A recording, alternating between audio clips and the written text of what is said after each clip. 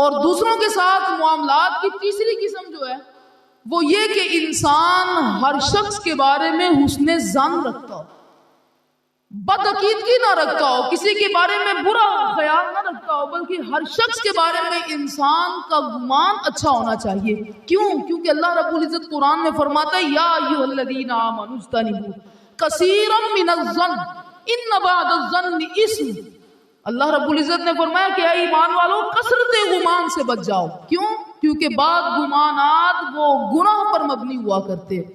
تو انسان کو اپنے بھائیوں کے بارے میں، اپنے عزیز رشتہ داروں کے بارے میں، اپنے تعلق والوں کے ساتھ ہمیشہ حسن ظن کے ساتھ پیش آنا چاہیے، ان کے ساتھ اچھے لہجے کے ساتھ پیش آنا چاہیے، اور ان کے بارے میں اچھے خیالات رکھنے چاہیے۔ اگر انسان چاہتا ہے کہ اس کی زندگی اور اس کے تعلقات وہ ہمیشہ کے لیے برقرار رکھے جائیں، تو پھر انسان سب سے پہلا کام یہ کرے کہ خود کے اندر معافی مانگنے والا ملکہ پیدا کرے۔ اگر غلطی ہو جائے تو معافی مانگ لے، اور دوسرا ملکہ یہ پیدا کر لے کہ اگر کسی سے غلطی ہو جائے تو دوسروں کو معاف کر دینے والا ہو، اور تیسرا ملکہ یہ پیدا کر لے کہ کثرت گمانات سے بچ جائے۔ اگر کسی کے بارے میں گمان رکھنا ہے تو پھر اچھا گمان رکھے، برے گمان سے بچ جائے۔ یہ سب سے بہترین ملکہ ہے۔